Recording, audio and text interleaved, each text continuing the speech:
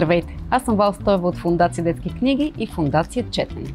По случай Деня на европейските автори и с подкрепата на верига книжарници Orange имам удоволствието да ви срещна с страхотни писатели за деца, тинейджери и възрастни. Следващият ми събеседник е Благой Иванов и с него ще си поговорим повече за писането. Приятно гледане!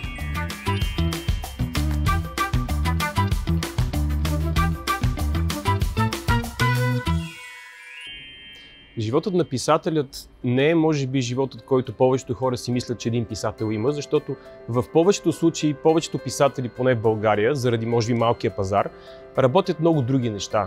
Има адвокати, лекари, проджект менеджери, рекламисти, някои от тях са издатели, много от тях са преводачи.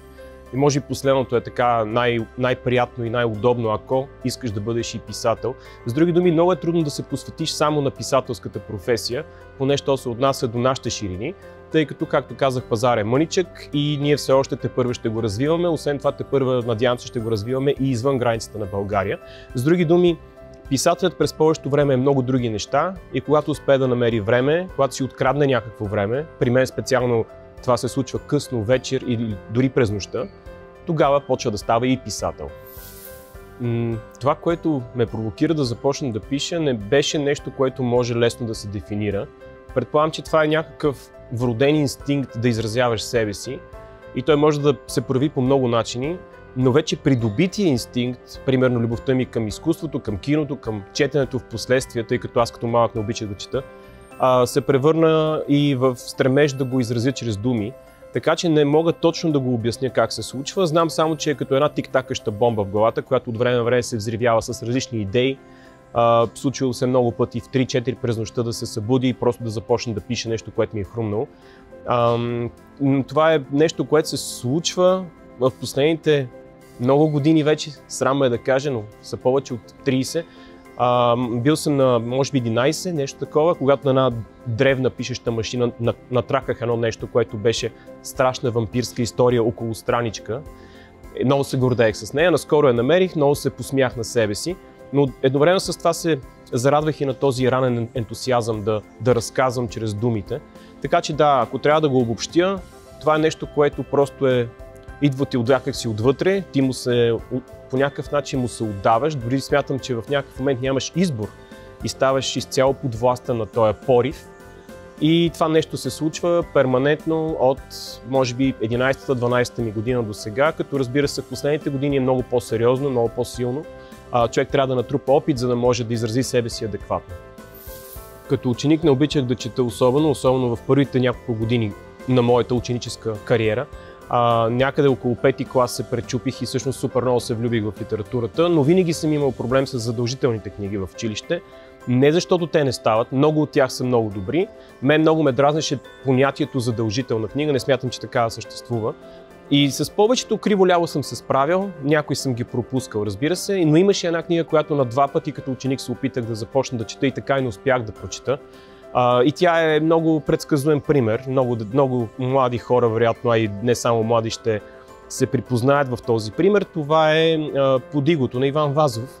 Книга, която няма лошо, ако на вас ви харесва, но моля ви, не се притеснявайте, ако не ви харесва. Има много други небългарски, които може да прочетете.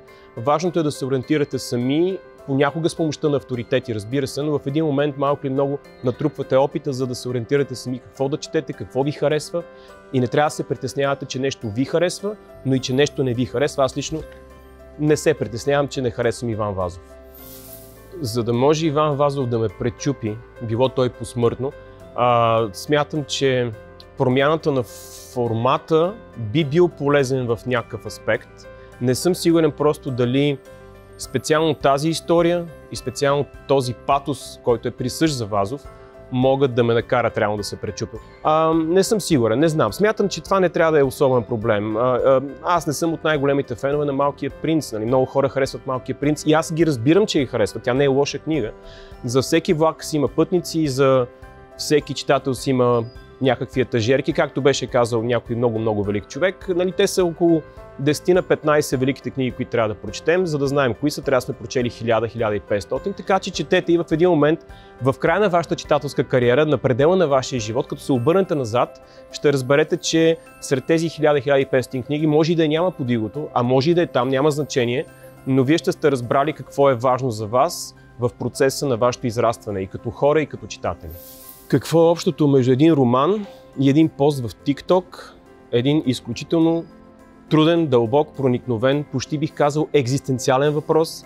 Много ми се иска да не съм технофоб и същевременно не мога да не отбележа, че за мен TikTok е малко като антитеза на литературата и по принцип социалните мрежи напоследък са антитеза на фокуса, антитеза на вниманието.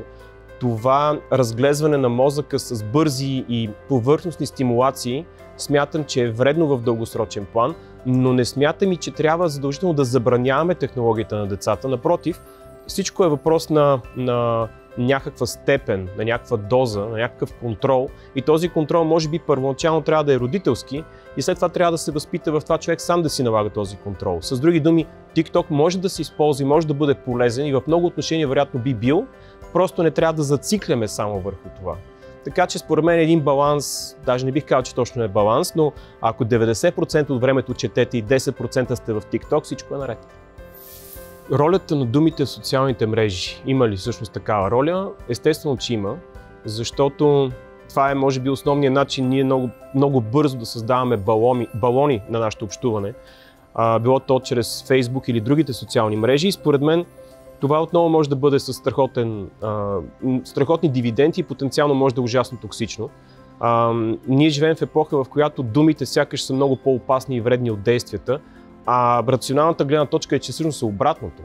И дори да кажеш нещо, което е по-екстремно, по-обидно, по-политически некоректно, е много по-добре да направиш това, ако си искрен, отколкото ако чрез някакви думи маскираш някаква дипломация, която много често се случва именно в социалните мрежи, особено при хора, които имат някакво влияние и искат да се харесат на много хора. Не смятам, че трябва да се плашим от думите, единствено от което трябва да се плашим са намеренията и ако една дума се превърне в действие, тогава трябва наистина да сме внимателни. Много особено един писател да трябва да препоръчва друг писател, обаче когато препоръчвам въпросния, който сега ще препоръчам, е ужасно удоволствие, защото той е мой творчески колега, ние сме приятели и е ужасно приятно да се общува с него. Много харесвам Марин Трушанов, дори съм си донесъл да покажа една книга, която той написа сравнително наскоро, Еми и крадецът на Сенки. Един роман, който според мен е добър не само защото сюжетът му е увлекателен, героинята главната е страхотна, очевидно готин злодей и така. Трушанов има способността да описва по много добър начин всяко едно нещо. Когато четеш Марин Трушанов, се обогатяваш, речниковият ти диапазон се обогатява, начинът по който той използва сравненията, начинът по който описва и най-важното нещо да създава герои, които общуват помежду си като истински хора, независимо дали става дума за фентази, или било то юношеско или за детска литература, няма значение. Смятам, че той е един от най-талантливите ни разказвачи, особено що се отнася до жанровата проза и честно казано, макар да го препоръчам с ръка на сърце, същевременно ужасно много му завиждам, защото наистина е много талантлив.